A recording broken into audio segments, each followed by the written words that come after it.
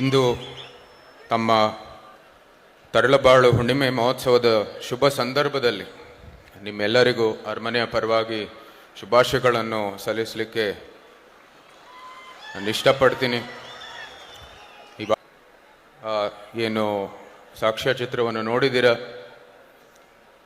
ಸುಮಾರು 60 ವರ್ಷ ಹಿಂದೆ ನಮ್ಮ ಪೂಜ್ಯ ತಾತ್ನವರಾದ ಶ್ರೀಮನ್ ಮಹಾರಾಜ ಜಯಚಾಮರಾಜ ಒಡೆಯರ್ ಅವರು ಇಲ್ಲಿಗೆ ಆಗಮಿಸಿ ಇದೇ ಒಂದು ಕಾರ್ಯಕ್ರಮದಲ್ಲಿ ಭಾಗವಹಿಸಿ ಅಂದಿನ ಕಾಲದಲ್ಲಿ ಗುರು ಬಸವಣ್ಣನ ಅನೇಕ ಏನು ವಚನಗಳು ಆ ಪುಸ್ತಕವನ್ನು ಬಿಡುಗಡೆ ಮಾಡಿದರು. ಸುಮಾರು 60 ವರ್ಷ ಆಗಿದ ನಂತರ ಅರಮನೆಯ ಒಂದು ಪ್ರತಿನಿಧಿಯಾಗಿ ನಿಮ್ಮ ಜೊತೆಗೆ ಏನು ಆಧುನಿಕ ಕಾಲದ ಒಂದು ಡಿಜಿಟಲ್ ತಂತ್ರಜ್ಞಾನದ ಒಂದು ಆ್ಯಪ್ ಮೂಲಕ ಆ ವಚನಗಳು ಎಲ್ಲರಿಗೂ ಲಭ್ಯವನ್ನು ಮಾಡಿಕೊಟ್ಟಿದ್ದಾರೆ ಜಗದ್ಗುರುಗಳು. ಅದರ ಬಿಡುಗಡೆ ಮಾಡೋದು ನಿಜಕ್ಕೂ ನನ್ನ ಒಂದು ಸೌಭಾಗ್ಯ ಅಂತ ನಾನು ಭಾವಿಸ್ತೀನಿ. ಚಿತ್ರದುರ್ಗ ಜಿಲ್ಲೆ ಏನಿದೆ, ಈ ಭಾಗದ ಜನರಿಗೆ ಅರಮನೆಗೂ ಭಾಳ ನಿಕಟವಾದ ಸಂಬಂಧ ಇದೆ. ಅನೇಕ ಯೋಜನೆಗಳನ್ನು ಜಾರಿ ಮಾಡಿದರು ಅಂದಿನ ಕಾಲದಲ್ಲಿ. ನಮ್ಮ ವಾಣಿವಿಲಾಸ್ ಸಾಗರ ಇರ್ಬೋದು, ನಮ್ಮ ಜೈವಿಕ ತಾಯಿಯಲ್ಲೇ ನಾಮಕರಣ ಆಗಿರುವಂಥದ್ದು ಗಾಯತ್ರಿ ಜಲಾಶಯ ಇರ್ಬೋದು, ರಾಣಿಕೆರೆ ಇರ್ಬೋದು, ಅನೇಕ ಒಂದು ಏನು ನೀರಾವರಿ ಯೋಜನೆಗಳಿರ್ಬೋದು, ಅನೇಕ ನೀತಿ ನಿಯಮಗಳ ಮೂಲಕ ಜನರ ಹಿತಕ್ಕಾಗಿ ಕೆಲಸ ಮಾಡಿದರು ಅಂದಿನ ಕಾಲದಲ್ಲಿ ರಾಜರು. ಆ ಎಲ್ಲ ಕೆಲಸದ ಮೂಲಕ ಇವತ್ತವರೆಗೂ ಒಂದು ಅವಿನವ ಭಾವ ಸಂಬಂಧ ಇದೆ.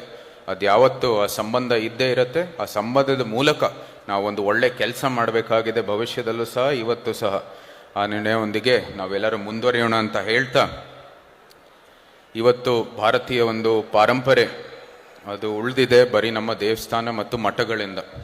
ಇಂಥ ಒಂದು ಅದ್ಭುತ ಒಂದು ಆಚರಣೆಗಳ ಮೂಲಕ ಭಾರತೀಯ ಏನು ಪಾರಂಪರ್ಯ ರಕ್ಷಣೆ ಆಗ್ತಾ ಇದೆ, ಅದು ನಿಜವಾಗ್ಲೂ ಶ್ಲಾಘನೆ.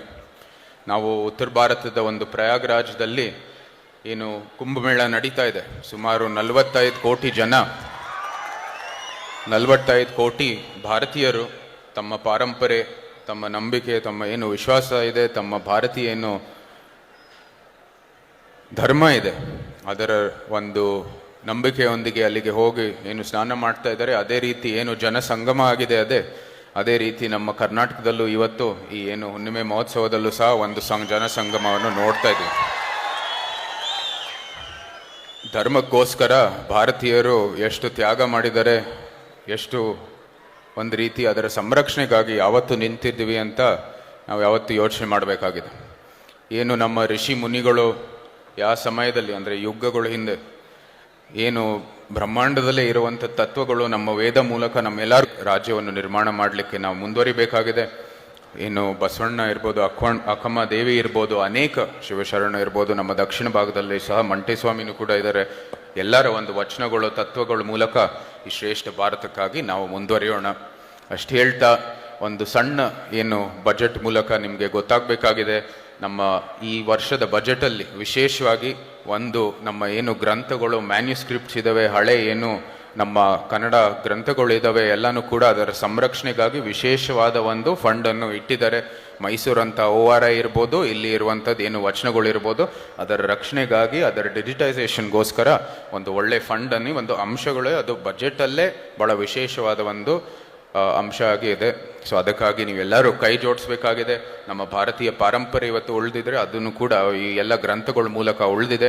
ಅದರ ಸಂರಕ್ಷಣೆಗಾಗಿ ಭಾಳಷ್ಟು ಕೆಲಸಗಳಾಗಬೇಕಾಗಿದೆ. ಕೇಂದ್ರ ಸರ್ಕಾರದಿಂದ ಕೂಡ ಇದರ ಒಂದು ಪ್ರೋತ್ಸಾಹ ಬಂದಿದೆ.